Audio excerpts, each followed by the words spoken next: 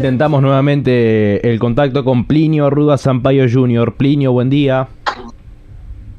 Buen día, Emiliano. Ahora Siempre un sí. gusto hablar con Radio Centenario. Bueno, decíamos que hay varios temas también para abordar hoy en este análisis de la realidad de Brasil, así que nos podemos meter de lleno con este informe final de la Corte Penal Internacional que involucra a 3 jueces del Tribunal Supremo. No, sí, en realidad la CPI es la Comisión Parlamentar de Inquérito del Congreso Nacional. Yo les pasé, pido perdón, Emiliano, por dejarte ahí en una situación que no entendiste la sigla. La sigla, claro, pero que tiene que ver con una sigla de la política más bien de Brasil, que internacionalmente la asociamos con otro organismo. Exactamente, ¿no? Te inducía a equívoco. En realidad esto hace parte de la crisis institucional brasileña, de los poderes que se extrañan, ¿no? El Congreso montó una comisión parlamentar de investigación, que es una comisión que tiene muchos poderes para investigar el crimen organizado. Y esto ocurrió cuando se descubrió que había muchas bombas de benzina y muchas operaciones comerciales vinculadas al PCC, que es el primer comando de la capital, el crimen organizado que comanda aquí con mucha fuerza en São Paulo. Bueno, entonces se montó esta comisión, y la comisión, después de 6 meses de trabajo, presentó su relatorio final, que fue presentado por el senador Alessandro Vieira. Es un senador del Sergipe, con el estado de Sergipe, del MDB, un exdelegado.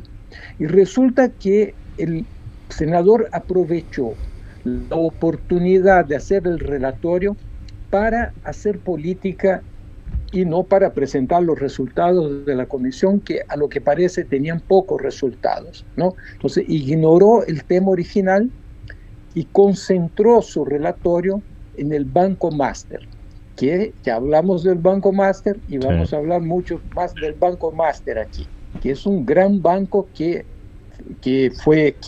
quebró por hacer operaciones fraudulentas.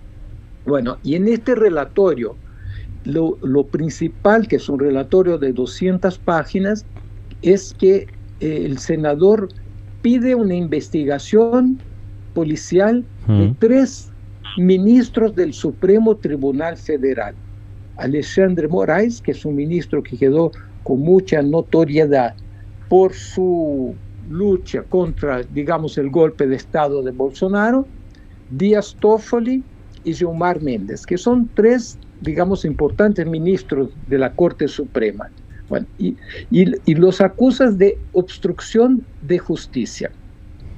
Bueno, resulta que el relatorio al final fue rechazado porque el gobierno Lula se movilizó, cambió los diputados, hizo negociaciones, cambió los diputados de la comisión y logró rechazar este relatorio. Pero lo importante del relatorio es entender la crisis, ¿no? que esto genera, porque en realidad lo que el relatorio dice es que coloca el escándalo del Banco Master en la categoría de crimen organizado, lo que en realidad es una verdad, pero es una verdad que el establishment no puede asumir, ¿no? Entonces, esto tuvo una reacción muy fuerte de los jueces del Supremo. Gilmar Mendes, que es el principal articulador de la Corte Suprema, contraatacó pidiendo una investigación criminal contra el senador, o sea, censurando al senador por haber hecho el relatorio que fue rechazado. Y esto tiene a ver con 2 cosas, ¿no? Primero, la protección corporativa de la Corte. Y segundo, la idea que el Banco Master no puede entrar en la categoría de crimen organizado, porque aunque sea un crimen organizado, es un crimen organizado por el Estado, no un crimen organizado por fuera del Estado. Entonces, esto muestra la delicadeza de la situación política brasileña. ¿Por qué el senador hizo esto?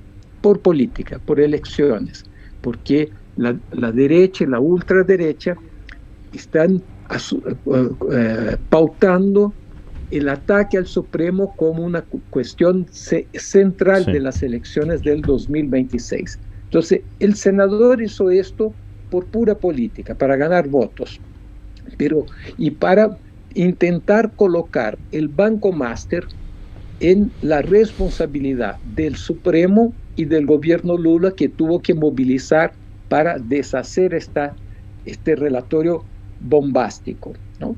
Bueno, la reacción del Supremo es peor todavía, porque hace una reacción de intimidación de un senador.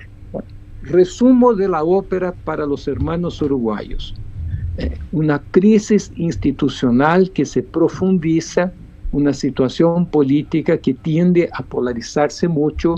En el caso del Banco Master, están todos involucrados de la derecha a la izquierda, ¿no? A la izquierda del orden. Claro que con pesos diferentes, porque cuando se agarra la cantidad de gente de la derecha y de la ultraderecha involucrada en el banco, que está en el celular de Vorcaro, que era el dueño del banco, es mucho mayor la participación de la extrema derecha. Y por esto un aspecto de la campaña que viene es ver quién tiene capacidad de atribuir al otro la responsabilidad por lo que pasó en el Banco Master. Bueno, esto fue una primera, digamos, cosa importante de la semana aquí en Brasil. Bien, otro de los temas, Plinio, que también nos propones es este que le pasó a Alexandre Ramallem, ex diputado allí en Brasil, ex responsable de la ABIN en el gobierno de Bolsonaro, que fue detenido por el ICE en Estados Unidos. Exactamente, y continuamos en la campaña, ¿no? Pero claro, esto es interesante porque muestra la interferencia americana en la campaña.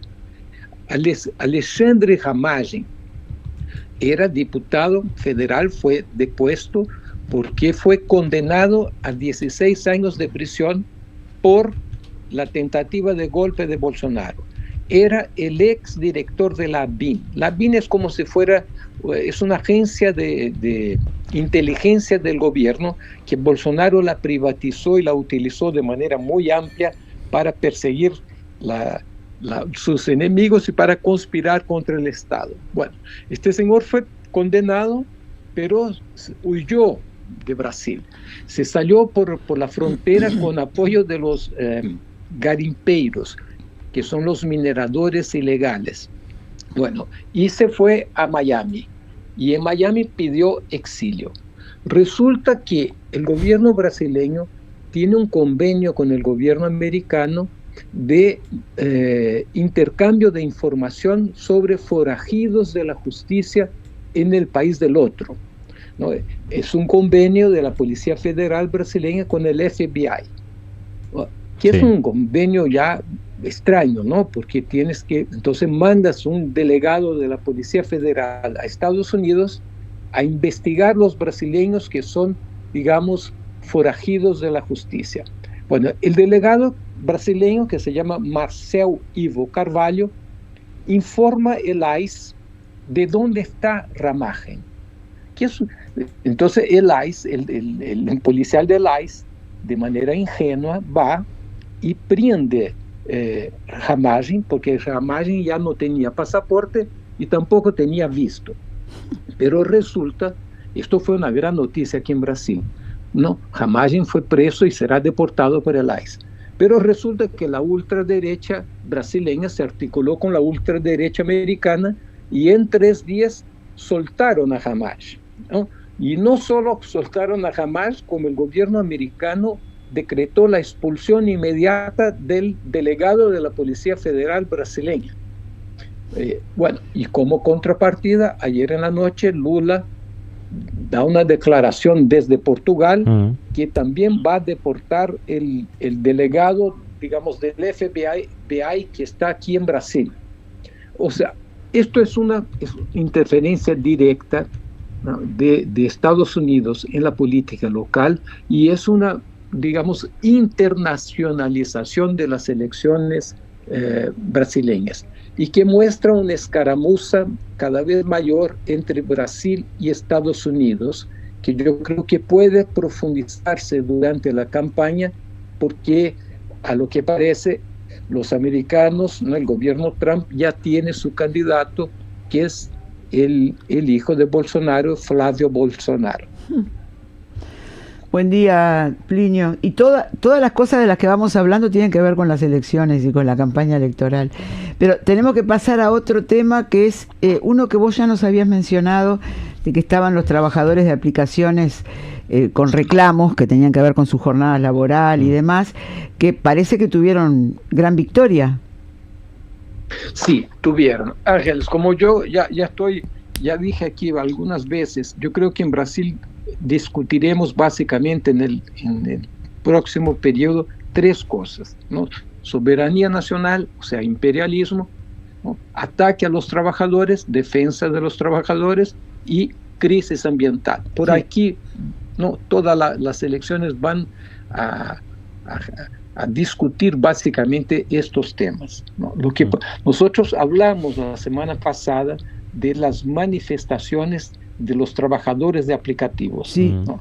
Estaban en plena manifestación y fue en el miércoles donde lograron una importante victoria, pero es una victoria siempre parcial, ¿no?, que es la postergación de la votación de un proyecto de ley que iba a institucionalizar las relaciones de los aplicativos con los trabajadores, que en realidad significaría un aumento expresivo de la superexplotación de los trabajadores de aplicativos.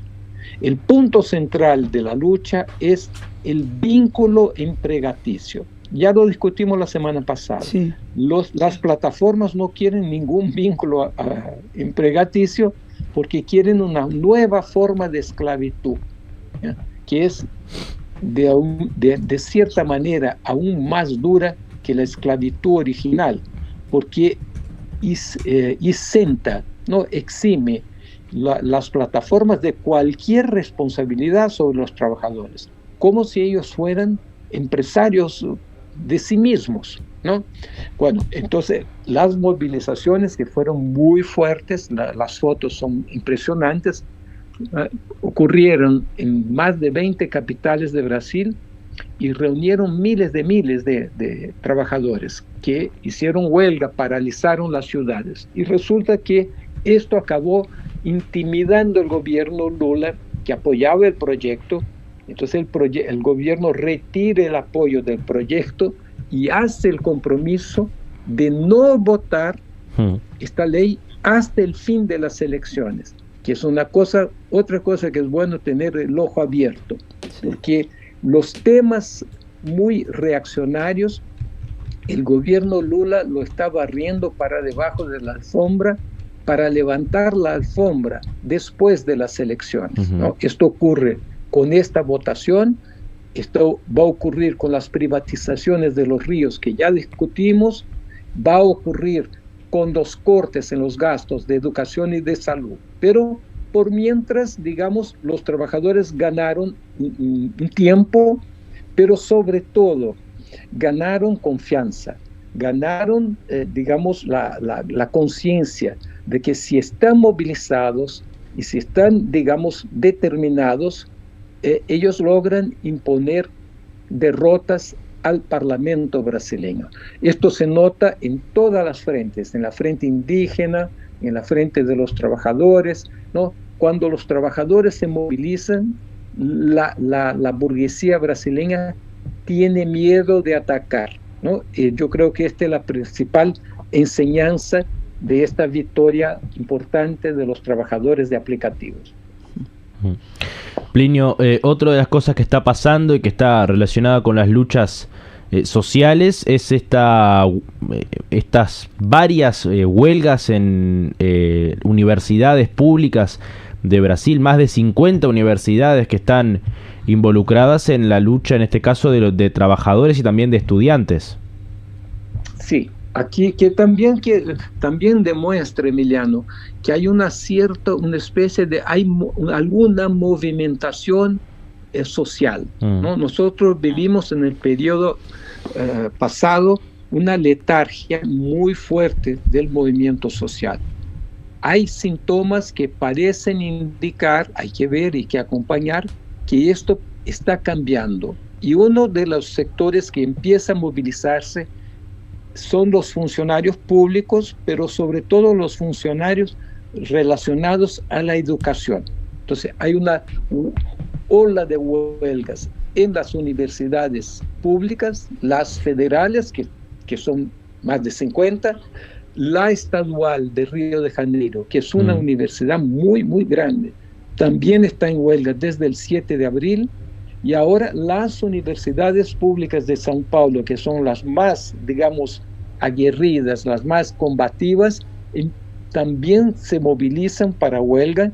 Yo conversé con los dirigentes de la huelga aquí en São Paulo y la avaliación inicial que ellos tienen es que la huelga será fuerte, ¿no?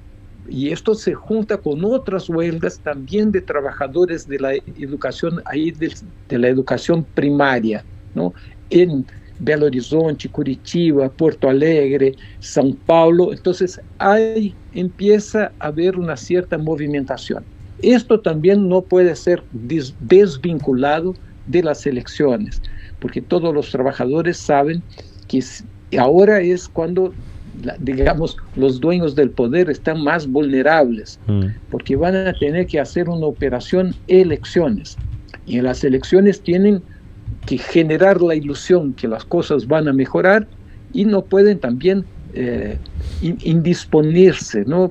Enfrentar de manera muy fuerte a los trabajadores. Entonces, esta es una coyuntura favorable a las negociaciones, y el hecho es que los sindicatos están, digamos, articulando para aprovechar la oportunidad, aunque con mucha dificultad, porque las direcciones de los sindicatos son amarillas y muchas de ellas, las más combativas, dirigidas, digamos, por el PT, y el PT tiene que calibrar un poco el movimiento, porque si no hay nada, son atropellados por la base, pero si hay mucho, son advertidos por el gobierno. Entonces todavía con estas direcciones la capacidad de lucha de los trabajadores siempre es muy, digamos, dificultada.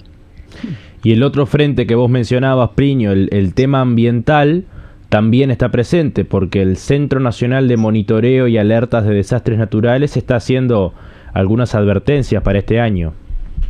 Sí, y es una cosa que interesa, yo creo que ahí sí directamente a los uruguayos, ¿no? Porque yo creo que la frontera aquí en el sur de Brasil es una frontera política administrativa, no meteorológica, ¿no? Claro. Entonces las cosas traspasan las fronteras. El CEMADEN, que es el Centro Nacional de Monitoramiento y Alertas de Desastres Naturales, hizo una nota diciendo que corríamos el riesgo de El Niño en el segundo semestre del 2026, ¿no? Y entonces ellos imaginan por sus modelos econométricos que agosto, septiembre, octubre tendremos el Niño de moderado a fuerte con 80% de probabilidad. Y esto significa riesgos de inundaciones en el sur. Esto es lo que yo creo que puede también ocurrir en Uruguay, no sé, ¿no? Pero por lo menos en el norte de Uruguay, riesgos de sequía en el norte y en el nordeste, riesgos de incendio en el norte, nordeste y en el centro-sur. O sea, una situación donde lo que ya estamos asistiendo, que son los eventos climáticos extremos, no se presenta ahora en el horizonte brasileño, exactamente en el momento crucial de las elecciones. Y en este mismo tema hay un cientista de los eventos climáticos muy importante que se llama James Hansen, y él recién hizo también un artículo advirtiendo para un super El Niño. Entonces el CEMADEN dice que el Niño tiende a ser moderado fuerte, pero James Hansen dice que no, que él sospecha que podemos tener el niño particularmente grande, ¿no? Entonces, esto es una otra cosa que es importante tener ahí para pautar la importancia del colapso ambiental y la urgencia de frenar el capital, que es el responsable último por todas las desgracias ambientales que estamos viviendo. Tenemos que terminar, y creo que con esto que vos estás diciendo, que es muy importante, un par de cosas que tienen que ver con los oyentes. Una que después te vamos a mandar de una oyente que nos pide que te consultemos sobre una información sobre empresas brasileñas y la búsqueda de petróleo en los mares. Pero la otra, con esto que acabas de plantear vos como tema, decimos que hoy es el Día de la Tierra, hace casi 60 años que se celebra el 22 de abril el Día de la Tierra, y un pequeño productor de aquí de Canelones mandaba un mensaje deseando un feliz Día de la Tierra después de hacer todo un análisis de lo que está pasando, así que lo tenemos en cuenta con este análisis que hacías vos ahora también, Plinio. Sí, yo creo que la mejor manera de celebrar la Tierra es combatiendo de manera implacable el capital, porque si no lo hacemos, el capital va a terminar con las condiciones de vida en la Tierra. Totalmente. Pero siempre un gusto hablar con Radio Centenario. Un abrazo a Emiliano y a ti, Ángeles, y a todos los oyentes. Un abrazo grande y gracias, Plinio Arruda Hasta la próxima. Jr. A vida vai melhorar. Mas a vida vai melhorar. Que a vida vai melhorar. Pois Martinho é bom de cantar. A vida